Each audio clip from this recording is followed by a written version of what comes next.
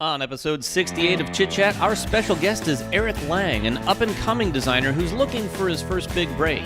He's got a couple games to his name, but nothing you've probably heard of. We thought we'd do him a favor and give him a little publicity. Welcome back to Chit Chat. Yep. Welcome back. It is episode 69 of Chit Chat. And if you couldn't tell by that intro, we've got a special guest. In fact, one really special thing is we've got five frames around us because we all wanted to be a part of this. Eric Lang is in the house, everybody. As you heard in the intro, he's a new upcoming designer. He's put out a few games, and we thought we'd give him a chance to shine here on Chit Chat tonight. Welcome, Eric Lang. Golly, thank you. We want to give him a break. Golly gee, I was not expecting that. That was good. Eric, welcome.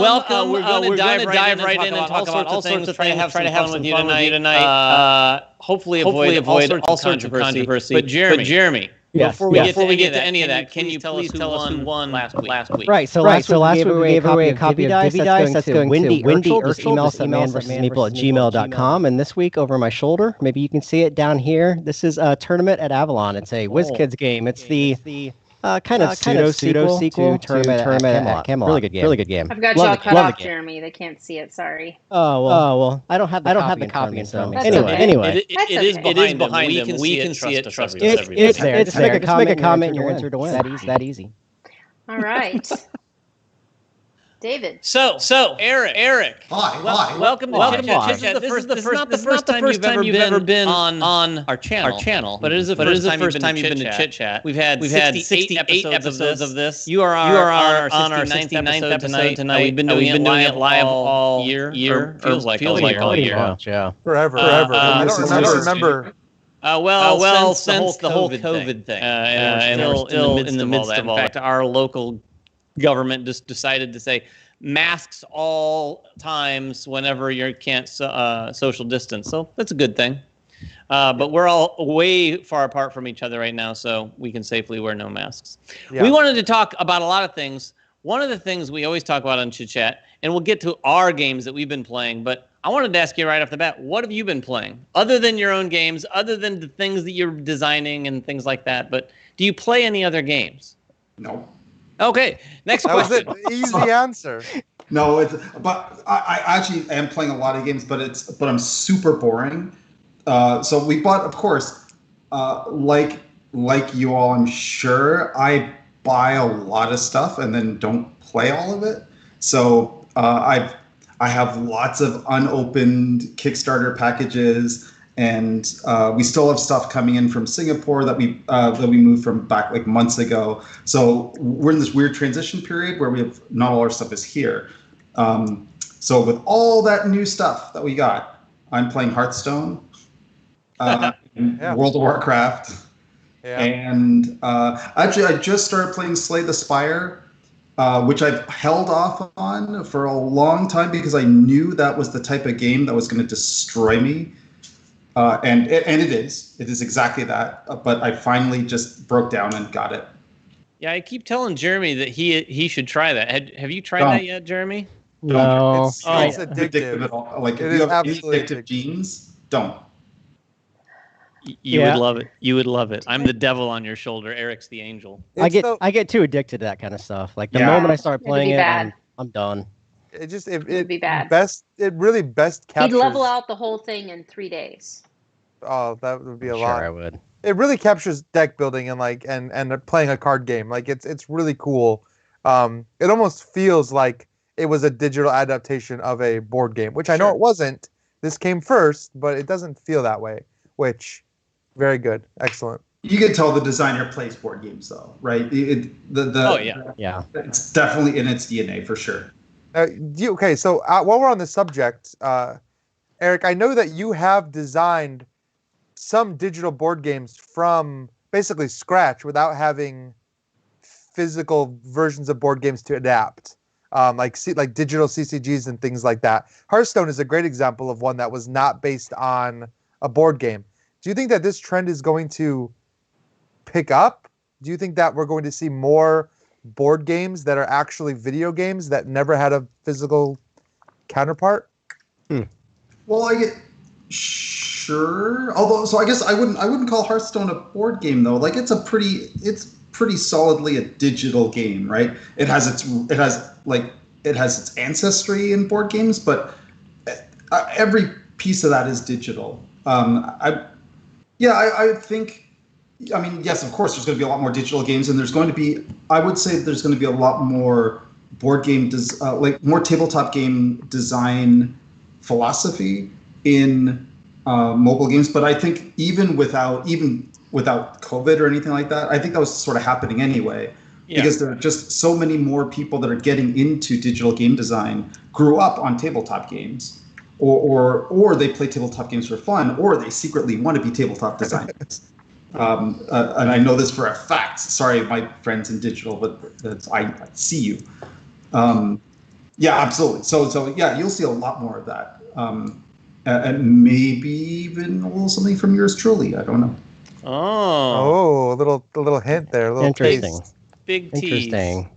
Yeah. Do you spend a lot of money on that? I mean, you have to, right? Like Hearthstone is definitely one of those games that it's not really pay to play, but it is. There's an addiction there for people, especially me. When I was playing it absolutely can be pay to play. I absolutely wanted to buy packs, and I think that was the main downfall for me, where I was spending $100, $200 at a time. I was like, this is getting kind of absurd because I'm not getting anything in return. Yeah, so technically, I mean, it's a free-to-play game in every sense of the word, right? Every sense of the word. So right. You could play for free if you've got infinite time. For those of us who do not, we just throw money at packs, and that's exactly what I do, and I'm happy to do it. I don't regret it, but of course, you can't do that for a lot of different games, right? So I don't play, I don't pay for Runeterra, for example. I know it's a different business model, but I don't play any other digital CCGs at all, so that helps. Lots of one-shot games though from Steam, sure, why not? Yeah. Have you tried any of the other ones? Like what was the other Richard Garfield one that came out on Steam and kind of just went? Oh, Artifact. Yeah, Artifact. I did. Yes, I did. And yeah, that kind of came and went, right? Like I remember all the hype behind that game, and then I can say that Richard Garfield is absolutely brilliant, and I respect him like no other. Go, Richard! You're awesome. That's all I can say. That's great response. Right. He has another one coming out very soon too that I just saw announced. That was really. Yeah, I don't know if it was a card game or something that was inspired. It's a digital one. It was just announced a couple days ago, and it looked kind of like Darkest Dungeon and that kind of element. One of those. I like Darkest Dungeon. Oh, really? See, you're way more in the loop than I am. Well, when it comes to video games, we're all kind of nerdy. Yeah, we're very video game centric for sure. I'll play. I mean, anything that Richard Garfield does, I will definitely give it a chance. I mean, I feel like there are certain designers that have earned that. Basically, I will play it. Maybe I won't like it, but that doesn't really impact my Richard Garfield designed Magic the Gathering, so he will always be like legendary level designer. Even if every game he designs for the rest of his life is bad, I will still consider him a great, right? Yeah. So I think he's kind of responsible for most of our jobs at this point, right? I mean, really, that's a good way to put it. I mean, a lot of people don't realize, I think, from the outside, how much of an effect Magic has had on the industry as a whole. Mm-hmm. For sure. Oh, for sure. Yeah, Ryan, can you think of even one other designer that deserves that sort of loyalty? Nope. I can't name a single. In fact, I can't even name another game designer. No. there's Richard Garfield and the rest of the industry. Nothing comes to mind. That's crazy, though, how much that's changed, because Eric, I've been in this industry for a while, not as long as you, as far as just pure working in the industry, but the whole name designer thing didn't come around until, I don't know, the 2000s, mid 2000s. Sure. Like it was very unknown. Here. Like maybe in really small pockets of people, but now it's huge. Like it's as big as like a movie director. That's true here, but it's been true in Germany for a lot longer, right? You're probably right. Sure. Was a thing even in the early 90s, right? But yeah, that's true. You're right. And now here's the other thing. We collectively we live sort of in a bit of an echo chamber too, right? So like outside of our niche in the industry, I would say 80% of people don't know who Richard Garfield is, right? They don't. And I would actually say that 80% of people who play Blood Rage don't know who I am. Did you design Blood Rage? Spoiler alert. Eric, it's funny you say that, though, because my dad, he listens to this financial podcast, The Motley Fool, and those guys are gamers. And so they have folks from the industry like Richard on the show, and then my dad will come back to me and say, like, do you know about Magic the Gathering and Richard Garfield or something like that? And I find it really funny how it can shift over things, but it's becoming something that's bleeding into these other places because gamers are everywhere now. So I think people are going to start knowing those names beyond our hobby. I think so. In fact, I got a story for you. So I think this is like 3 years ago now. Remember when we traveled? Remember that way back when we actually we visited each other's countries for conventions. Mm-hmm. There was one point. So I'm stationed in Toronto, right? So this was a few years ago. I was in Toronto and I was making one of my yearly trips to, I guess, Gen Con or something like that. When you're going through Toronto Airport, there's U.S. pre-clearance customs is on the Canadian side, so you get grilled over here rather than in the U.S. So I would do my usual thing, and they're usually pretty unfriendly and whatever, right? But the one time I was passing by, and the guy, the border guy, he was like, "So what do you do for a living?" I'm like, I was getting ready for the litany of explanation I was going to have to do, right? Because it's down to a rubric at this point, right? If they don't know what designer is, I have to explain what that means. If they say like Monopoly, I have to say, well, yes, kind of, like this is this and all that stuff. So I'm a board game designer. I'm ready, right? I got the arsenal ready to go. And he goes, board game designer? It's like, yeah. So some friends of mine and I were playing this game about like having to save the world from like diseases. Wow, I didn't realize how timely that is right now. But and I'm like, yeah, pandemic. It's like, yeah, oh yeah. So and I was like, yeah, the designer is a friend of mine. And the guy's like, you know Matt Leacock?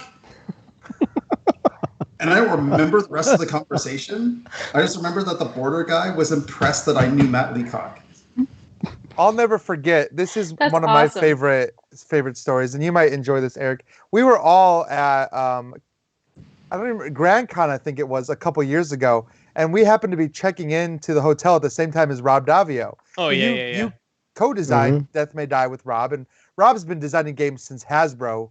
So he's checking in, and he said the same thing. They said, what are you here for? He said, oh, it's a game design convention. And they were like, the girl checking him out said, game design? You mean games like Gloomhaven? And, Rob's like, Gloomhaven? And he's like, yeah, I know Gloomhaven. And she's like, yeah. And she even knew Isaac's name. And she's like, yeah, Isaac. And of course, like, Rob's working with Isaac on the Dark Tower right now. And I'm like looking at Rob, like, can you imagine having this conversation even 5 years ago where some random person just happens to, know what Gloomhaven is? I mean, that to me seems kind of surreal almost. Like, it's never going to be at the same level as a video game or same level as a movie. But movie, yeah, sure. Yeah, movie for sure. But video games, I don't know, maybe. But of course, we can't all be Isaac Childress, right? That's true. If only, right? I've been mistaken for him, so speak for yourself. Have you? Well, you guys have a look the same. We do have a similar look. The hair thing and the glasses. And you probably understand this as a designer. I envy Isaac all of his success. I do not envy all of the hard work and hours that he has had to put in to get here, because like, and like, making a game is not as easy as writing down some rules on a piece of paper and sending it to a publisher. I mean, it is a grueling, sometimes multi-year long process to get. Right, you know better than any of us here, because this is what you do every day now, right? Is you still design your own games, but you also do development work on other people's products. Is that right? I do design games in my spare time. Yes, that's true. Kind of a hobby. Well, I mean, so yes, yeah, of course. Once you do it it's just like any hobby, right? Any hobby that you want to do professionally. Once you do it for a living, you become consumed with the business side of it, and the business side and the back end of it. And the back end of game design is 90% invisible to what you see in the box, right? Mm-hmm. But it's also, I mean, the actual, depending on how far you want to stretch the definition of design, which everybody has a totally different definition of. If you include playtesting, iterating, feedback, and organization around that, yeah, I would say I do that like at least half of the day. If you don't include that, maybe 10% of the day. I go through several days without doing any game design in that case. Yeah. Well, and I don't want to keep being. I came with prepared questions. If you guys couldn't tell. Me too. We all have. Oh my God, you guys are way too professional. I'm ready. It's just Ryan and Eric's catch-up time. Well, I remember once also you challenged us at a convention. You said, "I will do an interview, but you have to at least come up with a question that I've never been asked before." So we're going to attempt that tonight. One of us has to have a question. Yeah, all I've got are questions you've definitely been asked before. And we'll have some audience questions too. And I know we're going to probably go a broad range of topics. So I'll try and make sure I match the question to where we're at in the conversation, but I'll be pulling from the chat for you as well. Yeah. So maybe somebody will have something interesting and you haven't been asked before. I will say, chat questions from the last few shows I've done have been pretty darn good. Like they're getting really good at least there's at least a few people in every chat that have gone through all the other interviews. And they ask like really clever follow-ups of old questions, even a few gotchas, which I was pretty impressed with. Cool. Well, speaking of comments, I wanted to point out, because what we were talking about as far as like the celebrity of board gamers, Gator Dave, who's a frequent commenter of ours, he's talking about Knizia told a story, or Knizia tells about how he can't even walk down like the street in public in Germany without people knowing who he is and coming up to him and talking to him. Now, I know, Eric, for you at conventions, you probably get that a lot, but do you ever get that in your daily life? Like, do you think we're at a level in America where game designers are going to start being recognized in public and have fans coming up to them, like, obviously, like they do in Germany? Well, sure. I mean, well, Reiner could probably avoid that by just not wearing the bow tie. Haha, got you, Reiner. To the level that Reiner describes, no. But I mean, yeah, sure. I've definitely run into people I've run into people in the street for sure. But it's not like an everyday thing or even close. It happens seldom enough that I remember when it does. And I'm super glad about that. I mean, not that I don't like people, but like, I don't know how real celebrities handle that at all, right? Like people who get recognized all the time, everywhere. That's crazy. After 4 days at a convention, I'm kind of like, all right, I'm withdrawing inward now for like a week. I don't know how they do it, but because you like you want to be your best self all the time, right? Of course, like if I'm a fan first. So if I know if I ran into somebody, if I ran into Sid Saxon, let's say he's around, but if I ran into Sid Saxon, you bet I'd be all like, dude. And I would expect him to be I would be more than happy if he was a little more than, hey, bye. Right? So sure. You want to be your best self for them. That takes a lot of energy, right? So, bless real celebrities who can do that. I can't. And it doesn't happen yet. We have the best type of celebrity, I think, in our industry, right? We're well known at little conventions, right? We get to hang out with our friends, and we get to hang out with a lot of positive people, and in the real world, nobody cares. Well, I think Starbucks, and it's great. I think the cool thing too is in our industry, it feels, at least to me, is that all the designers and all the publishers are really accessible too. You go to a convention, and all of them are very welcoming. Like they enjoy the attention. It's not like they want the attention, but they enjoy people coming up and saying, "Hey, listen, this has made an impact in my group, with my family, with my friends." Oh yeah. And it's just a really neat experience. I would imagine that is a different thing. At Comic-Con, when you go up to a celebrity, they probably have guards around them and they probably get that 24/7. But I've never experienced that. Like every person I've gone up to, example of mine was I finally got a chance to meet Clemens Franz, who's probably my favorite Euro artist of all time. I met him in Essen last year, and he was so grateful. And I was so grateful, for everything he's done and, pulling me into the hobby with the art that he has. And it's just a really cool experience. So I imagine I'm not alone for all, everyone else here. When you meet people that have made an impact with a game of all things. It's a really cool experience, and I imagine you feel that way too. And I live for those interactions. Those are my favorite. Right. Like somebody, especially my favorite, are parents who come by and tell me like these like heartwarming stories about bonding with their kids over like. Rage for some reasons comes up a lot. Like my 6-year-old daughter plays Blood Rage with me, and I'm like, really? Tell me more. But yeah, they always have these. Yeah, I love it. Right, and it's usually these. And it's usually these really profound family stories, right? That where your game just happens to be a piece of it. But yeah, I love that, right? I mean, that's sure what we do is a job and we get paid professionally, right? But that's the real currency. Mm-hmm. Mm-hmm. Yeah. All right, David and Kira, I'm sure you guys thought of questions. Jeremy and I have been kind of hogging the show. Well, I know, as I always do, I try and make sure that I leave my time for the comments. Do we have any comment questions yet? We do. We have 2 right now. One is very serious, and one is more on the lighter side. So you tell me which one you'd like first. That means serious. No, I rolled a die. Very good. Fluffy first. Fluffy first. All right. If you had a theme song that played every time you entered a room, what would it be? No Fair Saying, Imperial March. Oh God, who would sing that? I think maybe Jeremy might say that. I'd be down for that as my theme song. I'm not gonna lie. Mm-hmm. I mean, I'm sorry for answer this, but like I'd pick silence. Like I could not imagine. I would be embarrassed, like at anything being played as I walk into a room. Like oh my God, that's so pompous. I can't. No, I couldn't. All right, wait. What if it was? It's just something that happens for everyone. That's your theme a theoretical song. future where everyone has a theme song. In a world where everybody gets. Well, that's it. That's a way better question. See, you guys have way more imagination than I do.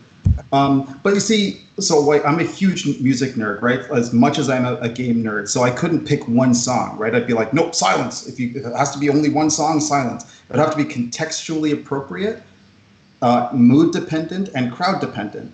Oh wow! Right? So if it, let's say it's Gen Con, then. Let's say you walk into Gen Con for that very first day. First time walking to Gen Con? Yeah. What do people hear? If it's like first day, it'll be so I'm mostly a rock and roll metalhead, but I don't think I'd play metal on the first day of Gen Con because like I would play something actually really somber and gothy, like something from Dead Can Dance's second album, right? So Spleen and Ideal, just because it'd be so ridiculous, right? To play something like the the Adversary, right? While I'm walking in, like being all goofy and geeky, that would amuse me. Wow. Okay. I think you gave the person asking exactly what they're hoping for, because they even said, I love how people have to think through this question. So very, very cool. That was thoughtful answer for sure. What's the hard question, Kira? All right, I'm scrolling back up. Sorry, I had to jump around here for a second. Let's see. There it is. So I don't want to ignore this. So for those of you who are not a part of like the inner hobby industry stuff, you may or may not be aware that Eric is an advocate for a lot of very important social issues in our industry. And so there are definitely going to be people who ask questions about the things that are going on. And this person would like to know, he's from Minneapolis, and he wanted to know about your experience there. If you've ever had any experience with the situation there, with the police there, with anything going on in Minneapolis around these current issues. Well, I think he's referencing, because I remember you posted on Facebook pretty vocally just about some negative experiences that you might have had. I think that must be what they're referencing. Yeah. Right. Yeah, because I'm like, today, like I haven't been to the in a while because we're not allowed. Yeah. I'm inferring a little bit because I don't have the full context myself. So. Did they want to know something specific or just? I think he just want to know, because I read the same comment. Just if you had a comment about that experience that you wanted to address. Oh, sure. I mean, I talk about it in a lot of detail on Facebook. But I mean, so overall, right? I mean, I've been to Minneapolis about a dozen times, right, in the last 20 years, and I actually know. So I play. I treat my experiences in cities very much like an MMO, right? RPG. I love to explore everything. I want to see every corner of every city, and I want to like lift the fog of war. So I actually know. I know Minneapolis as well or better than a lot of the taxi drivers that do. And I know this because I've had to tell them, I've had to give them directions at points how to get to the Fantasy Flight office. I love that. It's a personal victory condition. I think it's cool and fun. So overall, I mean, my experiences in Minneapolis, like most places, I generally spend time with gamers, right? So I have a pretty sheltered experience in that way, right? I'm hanging around with people, like-minded people, and Minneapolians? Minnesotans are, they are so... Canadian almost. Yeah, yeah. So they sound like the way, when you guys make fun of Canadians, the Canadian accents, that's actually Minnesotans. Mm-hmm. Like, oh yeah, man, we're from Minnesota. Like that's Minnesota that's speak. Them, yeah. Nobody from Toronto talks Wisconsin. Like that. Well, Wisconsin, they can't talk too much because they're eating cheese all the time. That's true. But anyway, so there's that side, right? So when I was talking about the negative experiences, that was basically only around the police, right? So I've had negative experiences in every U.S. city around the police for gross reasons, but yeah. And the funny thing is, so here's the funny thing: it didn't even register to me like how bad that was until I started mentoring designers of color which I've been doing for the last couple of years, and I've been sort of seeing what issues they go through and remembering that from years ago, because like for the last 10 years or whatever, I've lived a like ridiculously privileged bubble life, right? I mean, I've lived in Singapore for 3 years, which is like which is the ultimate privileged bubble land, right? Nobody there has experienced any strife or any adversity whatsoever. I'm now going to get emails full of people from Singapore saying, what? Yes, I have. And there's a certain level of success that you attain as an executive at a game company that sort of makes you forget that a little bit, right? So I was reminded of that vicariously through other people. So I'm dancing around saying like, yeah, I mean, yes, of course. When I go to the U.S. And if I see a police car, I get nervous. I get super nervous, and I will do anything I can to go the other way. And that have a whole litany of defense mechanisms built in, which I didn't realize were not normal until I was speaking to more of my friends about it. I mean, that's a fact of life. And a lot of people, you only hear about it more now because people are speaking about it more vocally now, right?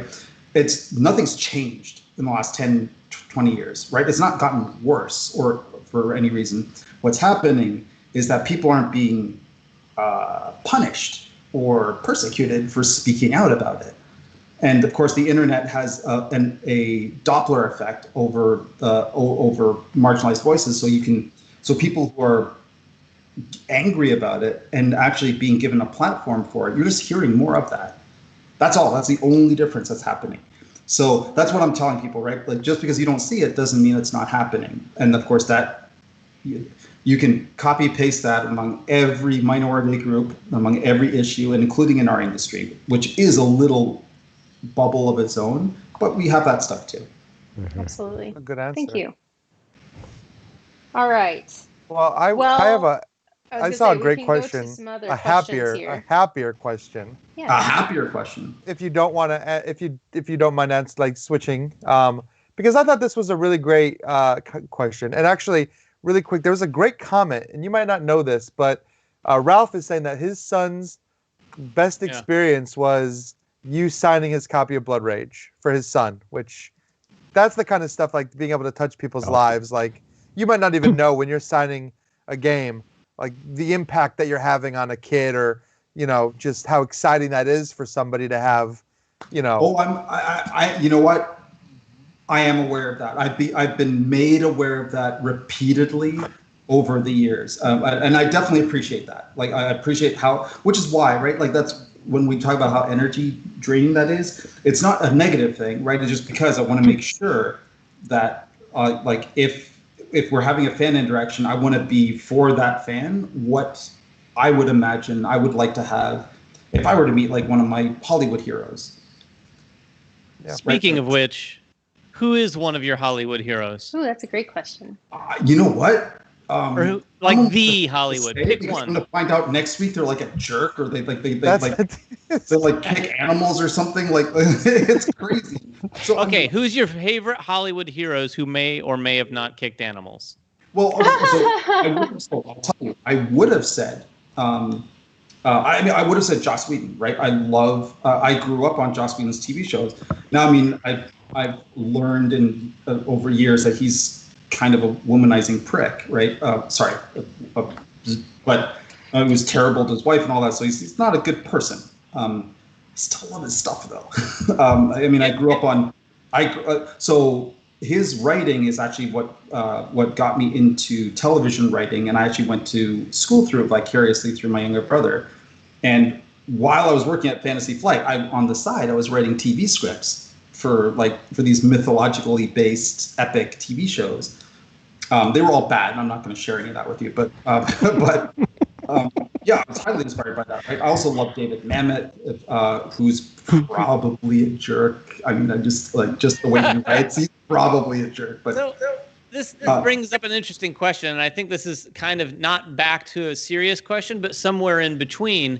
How do you, I think in this world that we live in today, with a lot of things coming out, like you just said, about you learned something about Joss Whedon that you didn't know, how do you personally process and sort of filter through the person and their product, the content that they've created? How long do we have? Right? I mean, because there's different levels of that. You can't even ask that question because there are certain products that are just aren't worth the time. Exactly. About those people. It's such a nuanced, God, I'm going to use the I word. It's such an intersectional thing too, right? Like, so first of all, I'm only going to speak for myself, right? And I'm still figuring that out, right? Because the separating art from artist debate is a really nuanced, it's not even a debate, it's a discussion, right? In which I'm still learning stuff from all the time. But there's so many factors, right? Is the artist dead? Are they alive? Are they profiting from it? Are they not? Is this a teachable thing, right? So, for example, like my nieces on my wife's side, like I would totally read Harry Potter to them, right? And they would totally enjoy it. But I would nest in a conversation about, by the way, right? If you have any questions, trans women are women, trans men are men, right? And you may have heard different arguments from the author, and I disagree with them very strongly, and I think they're harmful, and here's why, right? I'll put that into the conversation, and that actually contextualizes it a little bit, and I find that helps, right? When I can't have a conversation about Tolkien without talking about racism or especially Lovecraft, right? Right. Somebody even mentioned that one in the comments. But I've always done that, right? But in person, when we actually have the time to dissect it. God, it's such a deep topic. You know what you should do one day? I'll challenge you.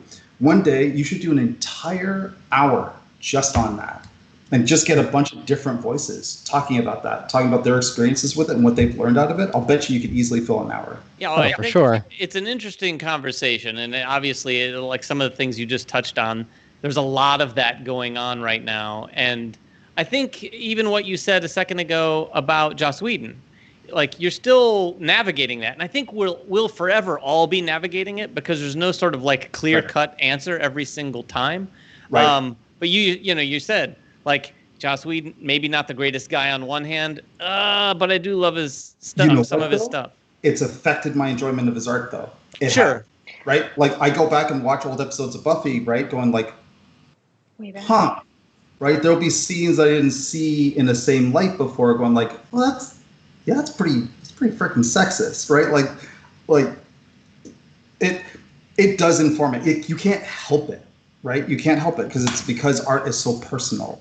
Mm-hmm. Well, and it's funny how it's just even that you're like our own understandings of things and like awareness of things have changed because just time and the way that society works. And so, like, to your point, I've been rewatching one of my favorite shows of all time, Supernatural. It has 15 seasons. And I was at the latest season, it's ending, and I thought, I'm going to go back and rewatch it. And I'm back 15 years on this show going, oh my God, did he just say that? Oh my God. Like there's a lot of that with old shows. Yeah, it's crazy. You go back and watch old movies. Yeah. Right. Well, you don't even have to go back too far. Don't watch old James Bonds. Don't do it. Yeah. Oh, yeah. Even even the newer James Bond. Like, I mean, there's a lot of that out there, you know, and it's just kind of up to the individual to determine for themselves what offends them and what doesn't, I suppose. Like, honestly, and we learn from this too, right? I mean, look, even my own stuff, right? Like we can go even back as far as 2014, right? Like it is, I'm not shy about admitting that the Blood Rage, right? The clan that's all women in Blood Rage is, of course, it's totally sexualized, right? Well, of course it is, because it was Adrian and me in a room, two dudes that didn't think about that stuff at all, without any consulting, without any outside perspectives.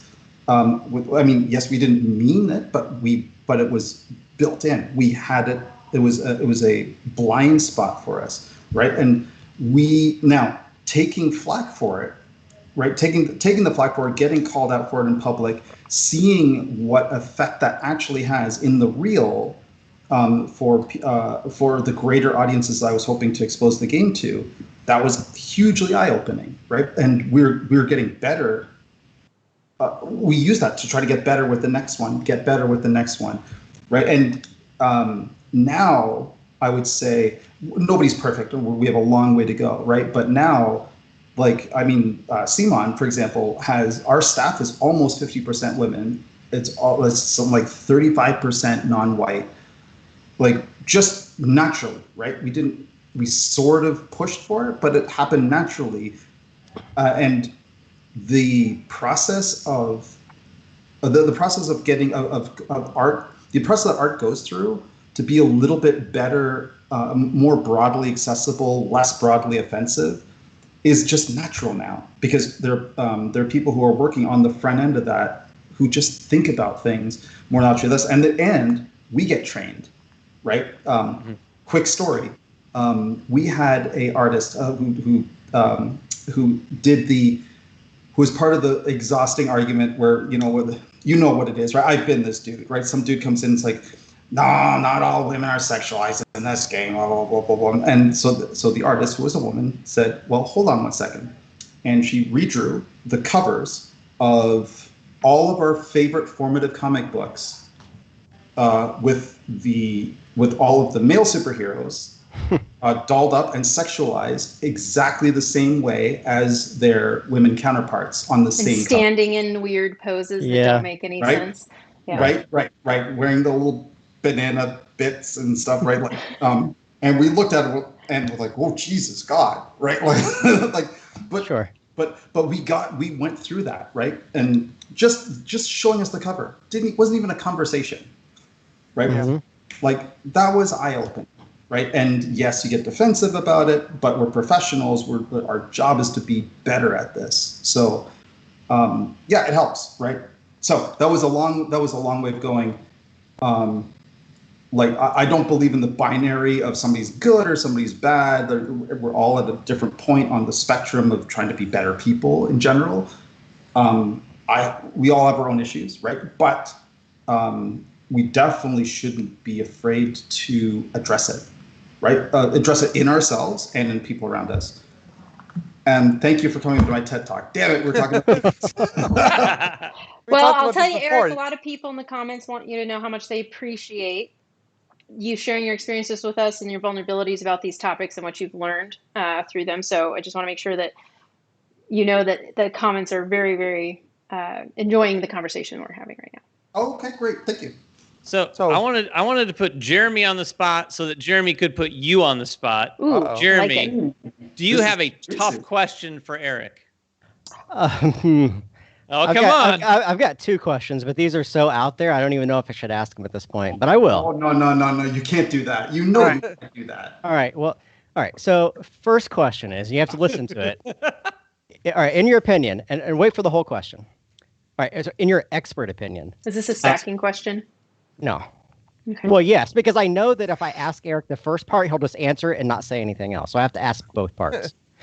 All right. In your expert opinion, yes. What is the most useless product that you own and why? Okay, but do I have to wait for another question? No. Is that I wanted the why, because I know you would just say something and be done. General product, Jeremy, or board game product? Just clarify. Just product. What product do you own that's useless? What is the most? Oh my God! I really have to think about that. The reason I have to think about this is because it's going to sound like such a humble brag, right? Because we're generally, my wife and I are very minimalist, right? And we constantly sort of Marie Kondo ourselves, so it's a thing for us, right? Yeah. However, I mean, I'm still a dork and I buy a lot of useless stuff. What is the most useless? I think you got him. I think I may have stumped him here. I think you got me in one here. Let me think.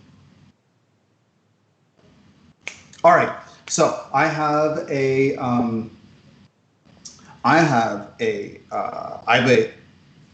ostensibly a coffee cup. It's ostensibly a coffee cup because I don't know how you could possibly drink coffee out of this. That looks like a panda, of course, in the act of. Stop there. Yeah, just say it. It's okay. Stop there. In the act of relations. Okay. There you go. With another panda at the zoo.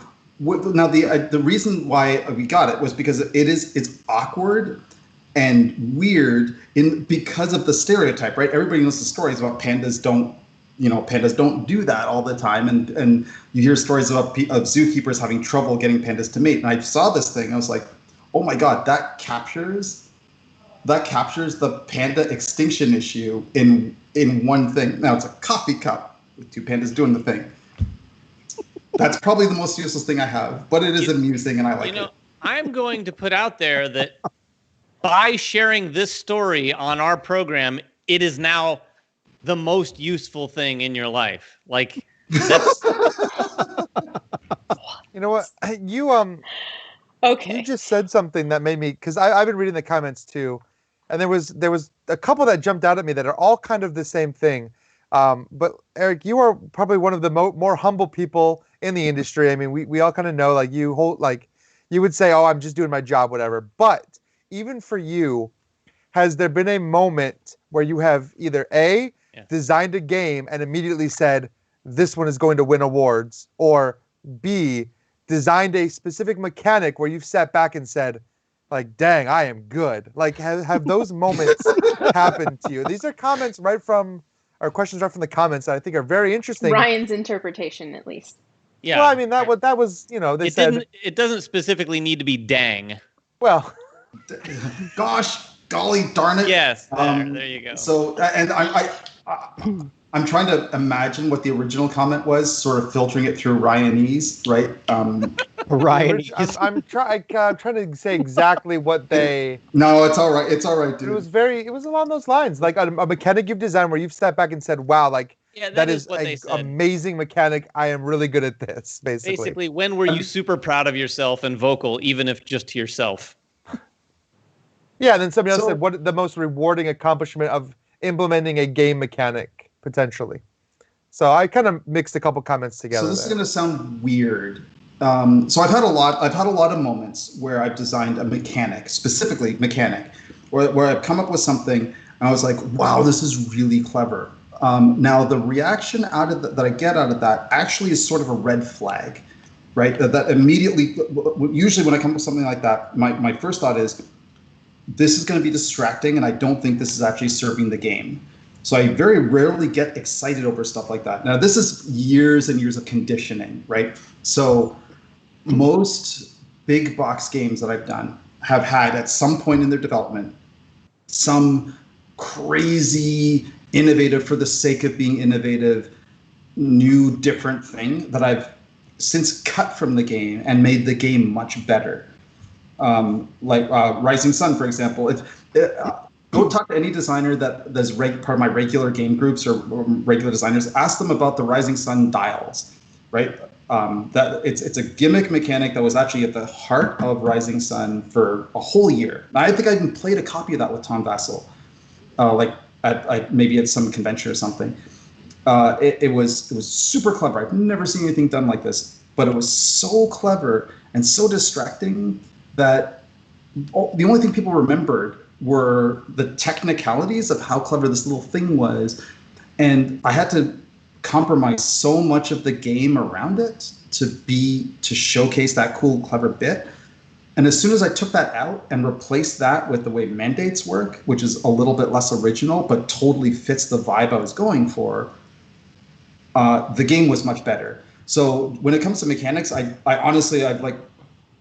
think of mechanics a lot, but I don't usually get excited about them, or I don't usually get that rush of like, wow, I did a real cool thing. I get that much more with when I write riffs in music, right? If I write a really cool lick or a really cool riff, then I'm like, oh yeah, that's badass, right? And it's probably because I don't do it professionally, and I don't have to worry about oh, is this serving the song or whatever? I can be like, nah, this is awesome, man. I'm gonna impress chicks, right?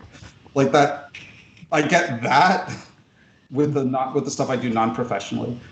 With games early on in Blood Rage, very early, like in the second or third iteration, I knew I had something special. And I knew I had something special because I was able to play testing the game was actually kind of a joy, and that almost never happens, right? I hate almost every game I do during play testing. I pretty much hate it until it's published. Because all I can see is the flaws and stuff. But Blood Rage was just, I kind of liked it right off the bat. Interesting. It was just so me, right? At the time. So, I, for example, hate playing Ankh right now. Hate it. Partially because it's on Tabletop Simulator, and the game was designed in such a way that it's super awkward on Tabletop Simulator, but it's really easy in real life. So that is a problem for me, and I hate it so much that I keep a copy on my desk just to remind myself that I do like the game. All the people waiting for Ankh are like, ugh.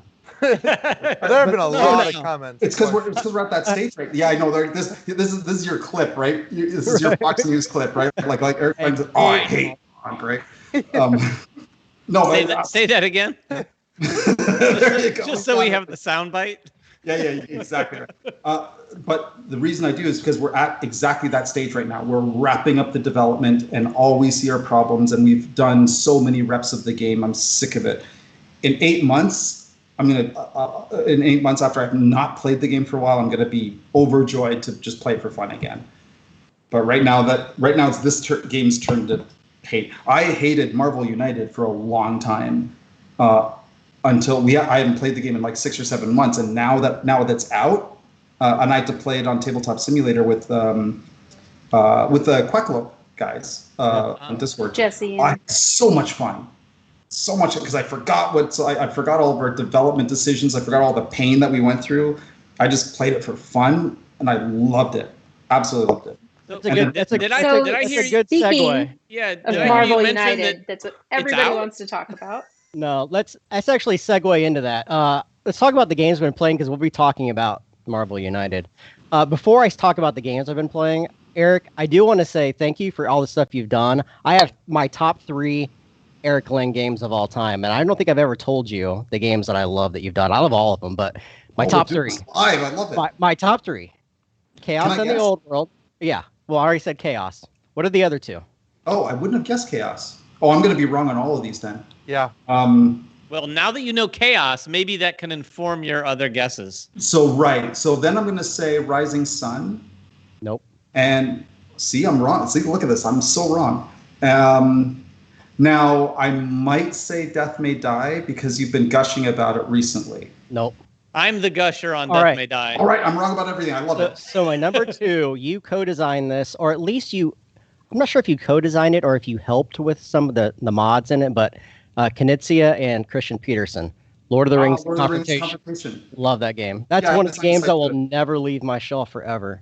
And the number 1 game is Warhammer Invasion. I love that game, and I was very, very sad to see that game go when it went, but it's a very, very good game. You know what?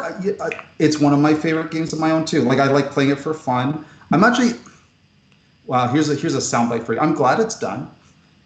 Because the thing I love about LCGs, the reason I love LCGs is because they have a natural arc to them, and there's a point where the game actually is complete, and we're now making expansions just for the sake of commerciality, and there's almost no art to it left anymore. Mm-hmm. So I feel like I actually feel like the game could have ended a year earlier, to be honest, in my opinion. And we could have just crammed about 3.5 years of development into it. I would have loved it as a complete product. The only exception to that is Warhammer Conquest, which I ended too soon. I wish we had so much cool stuff planned for it. But yeah, I agree. I really enjoyed playing Invasion. I'm actually pretty decent at it, unlike most of my other games. Well, we'll have to play a game at some point. All right, so I've been playing this. I have a review up that just went up. Go check that out. And we can all talk to you about this. So I got my copy from Walmart. I don't have my copy yet. And I know you know about this. But anyway, I really, really like this game. Like, I did not think I was going to like it. And I've heard that it's, from some people, that it's almost too gateway. I had a blast with it. I played it solo. I played against Red Skull, and I played against Taskmaster. And I had a blast with it. And I can't wait to get all the extra content with it, but it's very cool. Like, it's a really unique game. I kind of want to compare it to Death May Die only because it's a mashup. You could take, a villain and then any number of heroes depending on the number of players, but it's so different mechanically. But that's the same feel I get from, I think you took that idea from Death May Die and said, okay, how if we have a villain and then you just battle against whoever and then you just do that each game that you play. So we did. I love that. And actually, there was zero consideration of Death May Die at any point during the design process of this one. Interesting. What the bones of this, the bones and the DNA of that game are all based on my collectible card game past. So a lot of the I mean, it wasn't so much a conscious decision, but it was right off the bat we knew this because we knew the game was going to be sold in Target and Walmart, but we didn't want to make a mass market game in the negative sense, the way that gaming snobs talk about mass market, like, it was too simple, right? Mm-hmm. Want to design, like, my philosophy is I love mass market games. I love gateway games. My philosophy is I try to anticipate where the market's going to be, where their cognitive level is, and design about 5% over that. So it demands a little bit of effort from you, right? It demands a little bit more than you've got. And you're going to remember that, right? Because the game is challenging you and demanding that of you. Mm-hmm. And because it's just in the same way that role-playing games are some of the most memorable experiences for players because they demand so much more out of the player. So we tuned it that way to be just about 5-10% above where our target audience is going to be.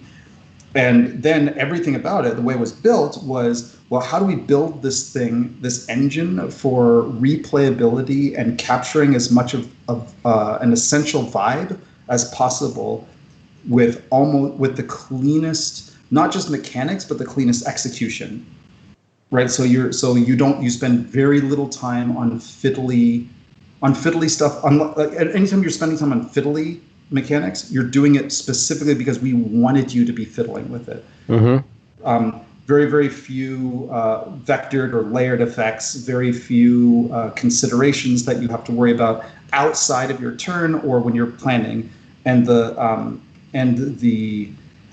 course the spirit of cooperation, right? So everything about that game, what how the storyline is built, you are piggybacking off of the last player's action. That was just based on collectible card game logic, right? Everything is based on how to be as widely interactive as possible without being specifically interactive, right?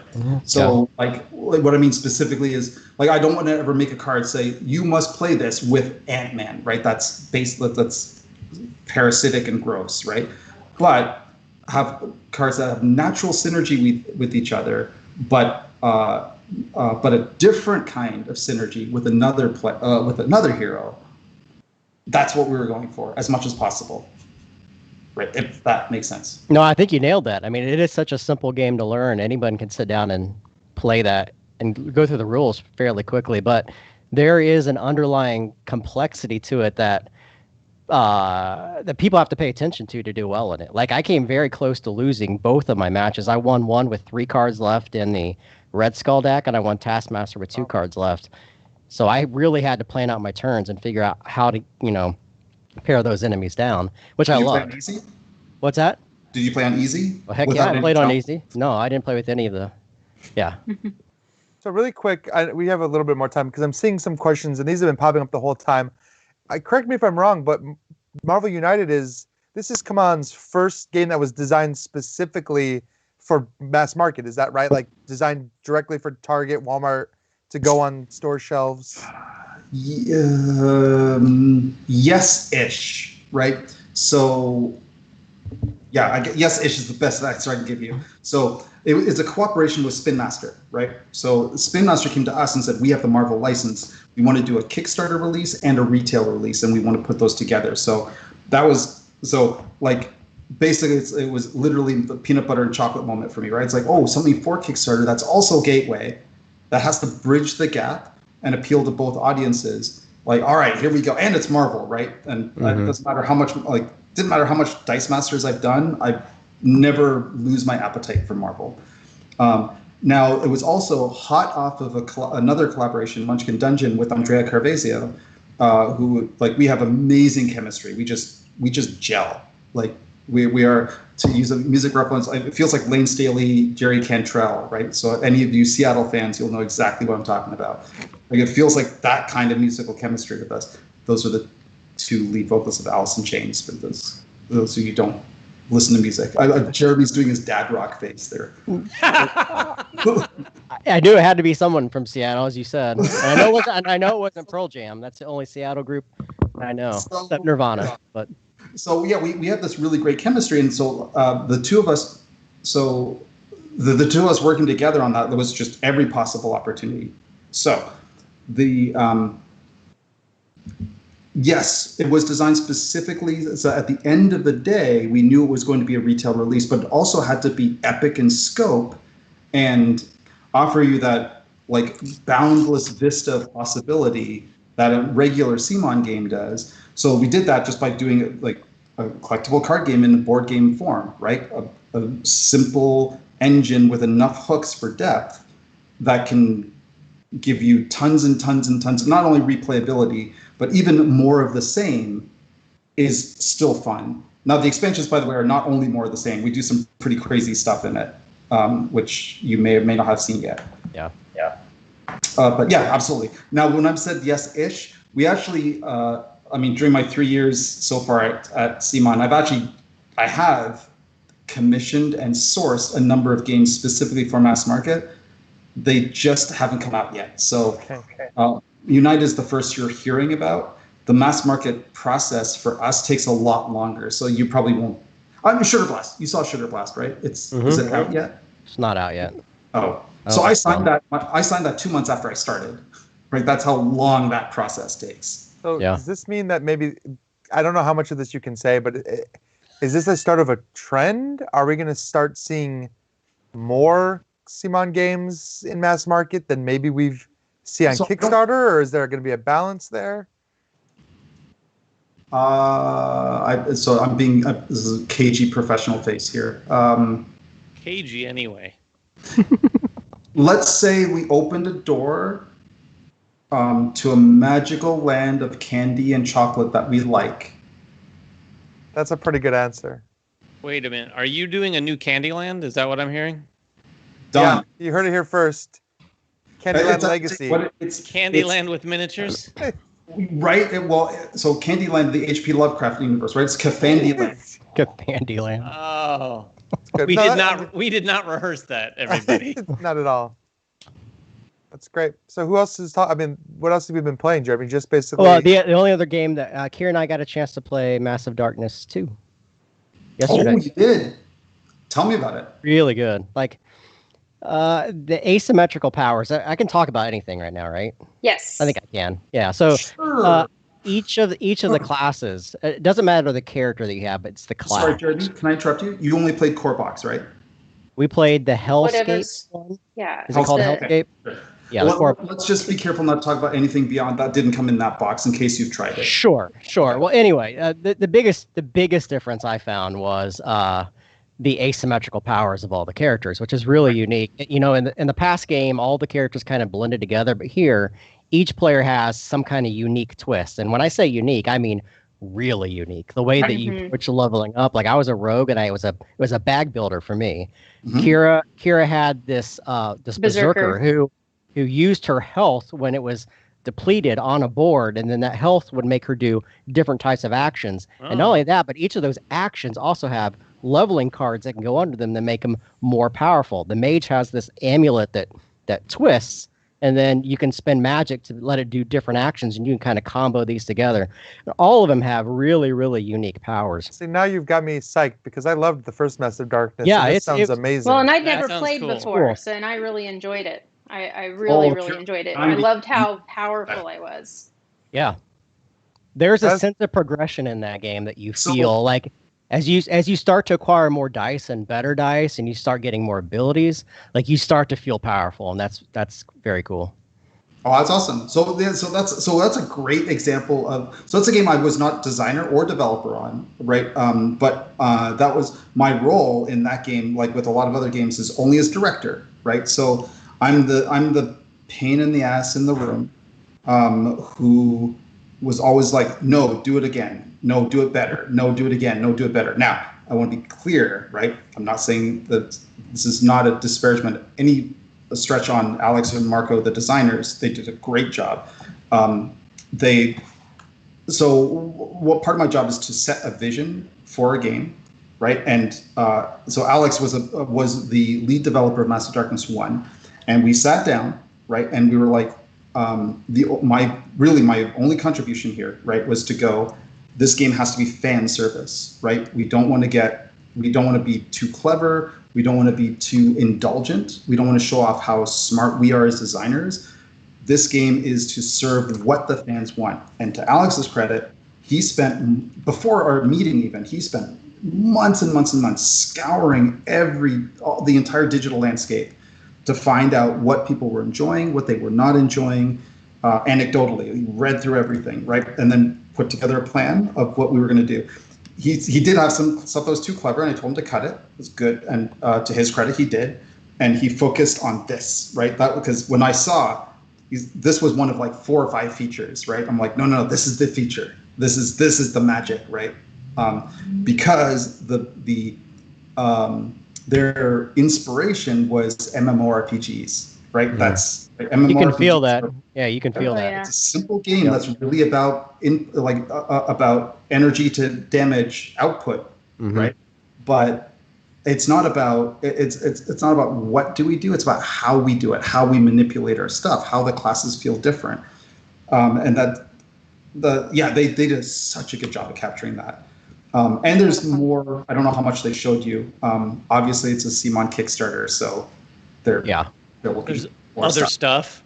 Yeah, surprise. There may or may not be other stuff. Yeah, I had nothing to do with I had very little to do with the design and the development, but I'm excited about it.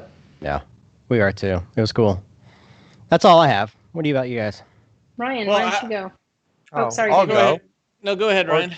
Well, yeah, Ryan doesn't talk much. No, clearly. I've been told that before. I've been told I need to speak up more. I mean, again, we're still on lockdown here, so my local gaming group hasn't been meeting, but I did get a chance. We actually were able to get together and play Yedo, which is kind of like I almost want to call it a second edition, but it's also kind of like a remastered version of the original game. This is coming out from Board and Dice. I never played the original, and Kira, you were there. You had never played the original either. Is that correct? Yes. So I really wasn't sure what to expect. We played the base version of the game, which is, like Jeremy said, basically the same game that came out 6 or 7 years ago. And it feels kind of like a game that was made 6 or 7 years ago. But they added in a ton of modular content and new elements to layer onto the game, which we haven't played. And I really, really want to dive into that stuff, because I think that's where a lot of the innovation that we've seen in the past 5 to 10 years in board gaming, I think we're going to see that in these modules. So I'm actually really excited to play it again. I think we need to play some more interactive stuff. Right, some of the more interactive stuff before I can kind of say how I feel about the game as a whole. But it's a beautiful game. I mean, if you back this on Kickstarter, when you get this, you're going to be super impressed by the gorgeous content. Game. I mean, absolutely gorgeous game. Amazing. All right. Thanks, well, I have a few that I'll run through really quickly. One is a game that I had every intention of playing. It's been sitting on my table for 2 days, and I put it away because it didn't get played, and that's Marco Polo 2, which just came out. I'd kind of learned it, and when I learn a game and read through the rules, I like to set it up and kind of like have it in front of me when I'm doing that. I'd hoped to play it with my oldest son. I'd hinted at it to the degree of saying, hey, we're playing this, and we just never did. So I put that away. A game I just started playing, which is not even a board game, is a game called Creeks. And this is an incredible puzzle game that just released on Steam, and I think the consoles as well. It looks like an old point-and-click adventure, and it's from this company. I'm not going to get their name right, but I think it's Animita Designs. Excellent puzzle game, completely brain-burning. Check that out if you're a video gamer of any kind. Oh, brain-burning. It is an absolute brain burner. And then, as some of you know, I've been playing D&D for the last several weeks. We played again last night. This is my first time ever DMing, Eric. In fact, welcome to the fold. It's also my first time playing. Like, I've never played D&D, and I decided that I wanted to DM. So I'm just doing the starter set. At first. So it's a little paint by numbers, so I'm kind of learning it. But I take it very seriously, and I want everyone to have a great time. And we've got players. So Marty and Tony from Rolling Dice are playing. I've got Rob and Patrick from Blue Peg, Pink Peg, and then a friend of ours named Dan. There are varying degrees of people who want to do the role playing and people who want to do the let's kill things.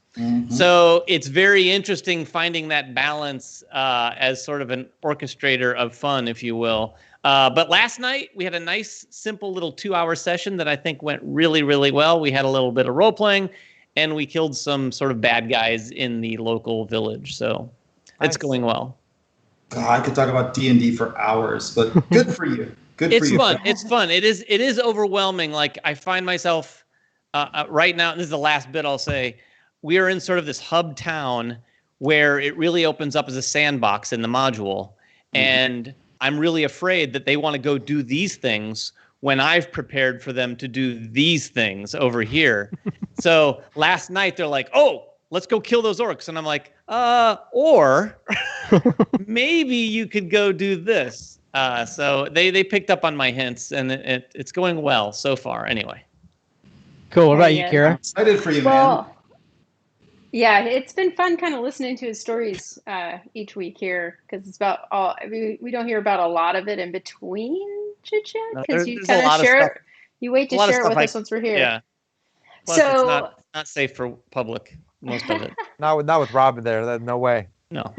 So I'll quickly mention that I got to play Tiny Epic Dinosaurs and Tiny Epic Everything because I love Tiny Epic to do my top 10. So I kind of ran back through all my Tiny Epics in order to do that, which was a fun experience, getting some of my older ones back to the table and then against some of the newer ones and deciding where they all existed in the list. But probably one of the things I'm most excited about was a game that I immediately ordered after playing, and it's Sonora, which is a flick and write, which is super fun and totally the kind of game I can actually get my husband to play with me because he loves the dexterity stuff. The last thing I'll mention, David and Jeremy and I played this just today, and that is Marvel Villainous, which was awesome. I was hella. Cool. And the art is incredible. Like the Disney ones, they were from the movies, right? But this doesn't have that. So this is original art, it looks like, and it's just really, really cool. And it's very similar to the original Villainous, but it adds a little bit of a change with how the Fate deck works. And then also, what is the thing on the right side, Jeremy? You had like a special... Schematics. Yeah. Oh, specialty. Was it specialty? Yeah, specialty, yeah. Yeah, there you go. For Ultron, it was schematics, but it's the specialty for everyone. Kira, I have a question for you. After our one play, would you say it's the best brand new Marvel game on the market? I mean... On the spot. I haven't played United yet, so yes. I don't know. I still like Champions the mostest, but listen, it's actually let's. That's crazy. Crazy. There's three really good Marvel. I'm doing a review of Marvel Battle World. I have Battle World still set up. I was just playing that right behind me. The Funko games. When it's crazy that we live in a world. I remember doing a Chit Chat. This is off topic. Like maybe even a year ago, where we talked about how there was like no Marvel games, and we were like, where are all the Marvel games? Well, now there are. I mean, you can't walk into a game store without seeing them everywhere. So it's crazy what camera so everybody can see it behind you. Oh yeah, it's back over there. I was just playing it. Hey Eric, have you played Marvel Champions yet? Yep. And you like it? I have a lot of good friends at FFG. It's okay to not like something. I love their design. I love the game. Sounds like he likes it as much as Artifact. There you go. No. No, I'm fine with it. So it's a taste thing, right? Like generally speaking, their newer LCGs are more complex than I enjoy personally, right? But I get it, right? Like I could tell you 4 or 5 years ago, I've probably been all over it. Although 4 or 5 years ago, I wouldn't have been as much into co-op games as I am now. But it may have missed me on too many cylinders. But I can see like the exact reasons I have trouble enjoying it are the exact same reasons that a lot of other people like it. So that's good. I'm actually glad that it is on that end of the complexity spectrum, because it made room for our game to kind of sneak in under that. Right. Yeah, that makes sense. So I guess you're the only one that hasn't. We talked about this a little bit earlier, but you said only digital games. No board games from you? Is there any board games that you play? Recently, no. I mean, we moved back to Canada in March, right? So most of our board game collection is still kind of in boxes, and because social time is so scarce, I have to use whatever social time we have to play test prototypes. So makes sense. That is what it is. My wife and I play it. She's playing my stuff. And after, I promise you, after like several hours of playing on Tabletop Simulator, the last thing I want to do is play a board game. I pretty much just want to watch Parks and Rec and go to bed. Yeah. That makes sense. This is social distancing has been tough for a lot of us. Yeah. It sounds like it's going to continue forever too. Well, they're letting us put together social bubbles now in Toronto.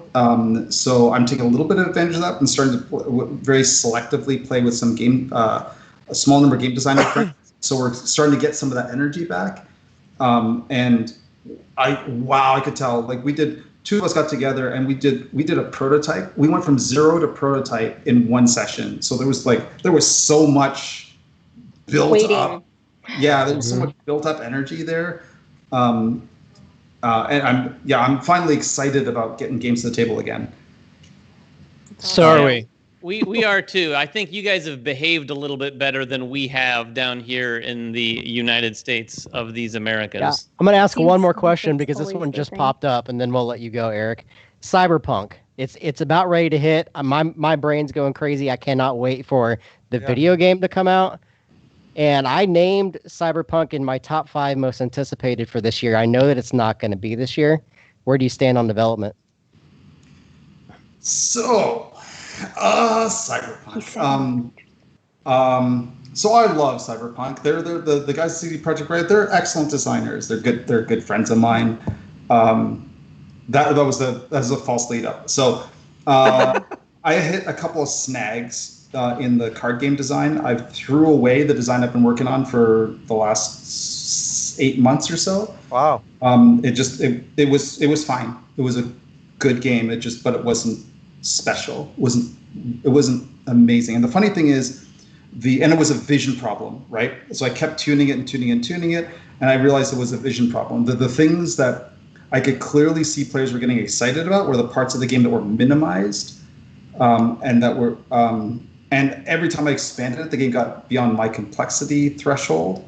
So I was like, I can just sit here and keep tinkering with this thing and force it to work, or I could shelf it and start over with a different vision in mind. So I did that.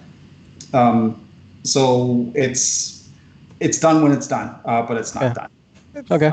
Are you bringing back the dial mechanic from that iteration of Rising Sun? That dial mechanic will probably never see the light of day, to be honest. But one of the pre-dial, I had the original Alliance mechanic of Rising Sun was actually something I removed from the game. And some of my playtesters, if they're watching, will remember this. So Rising Sun started with mahjong tiles. That was before I had a design. I'm using mahjong tiles, which I know I know it is what it is. But I wanted the clickety clack of those tiles and the very orderly vibe of placing things in the exact right spaces on the board to be a big part of the game. Anyway, I had this really cool mechanic that I will describe it to you. In fact, and this will be exclusive to you because nobody's ever heard this before. All right. Ooh, juicy. Now, I've removed this from the game, and the reason I don't like talking about this stuff in public is because I know right now a bunch of people are going to go, "Wow, it was so cool! It sounds way better in the game you published. Why didn't you use that?" Trust me, just trust me. It is what it is, right? So it was. Everybody had a set of mahjong tiles that was that one represented every other clan that was at the table, and you would put it on a sheet. On your player sheet that had little slots for you must declare one other clan as an ally, one other clan as an enemy, and everybody else is neutral. So what ended up happening was that the rest of the game was built around interactions that were friend to friend, friend to enemy, right? And everything else was blank. So what you would end up doing, of course, you'd have a diplomacy, and these are face down. You didn't reveal them until everybody placed them face down, then revealed them all simultaneously. And then you did the interaction thing where you had all the betrayal and how could you and all that stuff, right? It was super clever. It had a really cool dynamic for it. But again, it was the framework around it was so social, which is great, but it was so depthy in how the social interactions work. It forgot to be a miniature game. Right? It forgot to be a war game that had miniatures. So I took it apart. I took it out of the game way long ago, and I actually made a party game called Frenemies, which is may or may not see the light of day. I'll probably do it as a print and play at some point, but like a clever Vlaada Chvátil style social deduction game. With that as the core mechanic. I bet that happens more often than we know with designers. For sure. Recycling, not recycling, but pulling a great idea. I usually just throw it away. Really? I put it in a box and go, yeah, I'll use that later, but never really. If Frenemies happens, it'll be one of the first time I've recycled something for a long time. Awesome.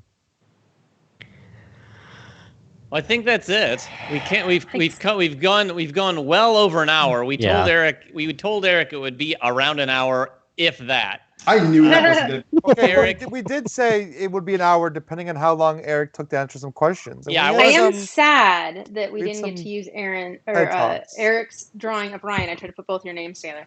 Eric's drawing for Ryan from before we started. It was really, really good. I was hoping there was going to be an opportunity. Eric's going to show it. I hope so. Listen, as far as Eric's drawings of me go, at least this one is tasteful. So there you go. It says the point. That's me missing the point. Well, that's the point, right? That's the point. It's shooting way over there. So you just missed is really what it is. Oh my goodness. It's all me.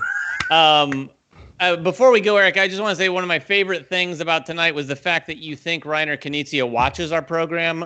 Thank you for saying that, let alone people in Seattle. But we want to thank you for showing up and spending all of this time with us. Answering. It's my pleasure. I love you guys. You guys are awesome.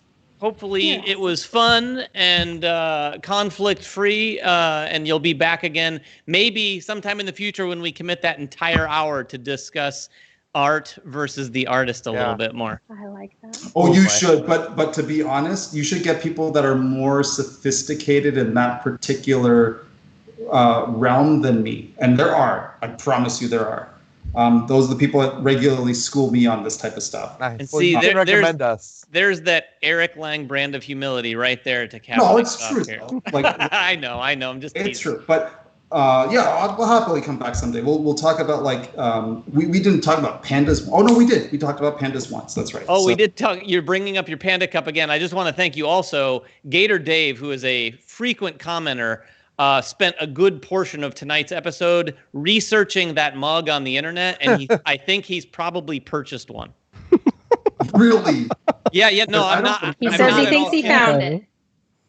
So Gator Dave, just so you know, we got this in Singapore at it wasn't a store. It was it was one of those open air markets that was just on the street, and it was just if I remember right, I could be wrong, but it was just some old couple that just had a bunch of stuff strewn about on a cloth.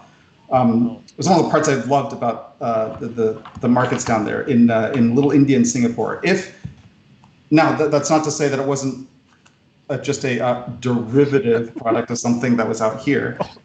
Oh my God, your dog's a panda. That's Jeremy's own panda. You're right. Jeremy has a panda. Before we go, Eric, if you ever feel like you need an ego boost or you're just feeling down, you should just go back and just read the comments on this stream, because I don't know, you're probably not watching the comments, but there has been so many people saying just the impact that you've had on them and how great it is to hear you talk. So I definitely encourage you to go and just, read some of these comments and just see, the value that you bring by coming on to shows like this. Because friends are read the comments section, Eric. I know you never. And for once, not rage out by it, right? You get into it's a lot of positive. Yeah, you get into a habit of not reading the comments, and I get that. But I'm just saying, like today, I'm really happy with our fans. Everyone's been very supportive, and just really glad to hear your perspective on this thing. So thank you. Thank you. Well, thank you, fans, especially. This is the part where we have to say, well, if it wasn't for the fans, none of us would be here, which is a cliche, but it is but it's still true. Absolutely. That is true. It's true. Jeremy, take us out. Can I please just show off this thing that I got for you? Yes. Look what I got. I got this for you. That's very impressive. That's a big commitment. It's probably I thought you were going to show the mug. There are people in the comments wanting to see it, but I don't know that that's a good idea. No. Just imagine for those of you who watch it. So we want to get pop culture. Those of you who watch Arrested Development, right? Picture Joe Bluth, right? Going, I made a huge mistake. Hilarious. All right, guys. Thanks for watching, Eric. Again, thanks for stopping in. Make a comment below anytime between now and our next Chit Chat to win a copy of Tournament at Avalon from WizKids. And take care, be kind, everyone, and we'll see you guys next time. Bye-bye. Thank you. Bye.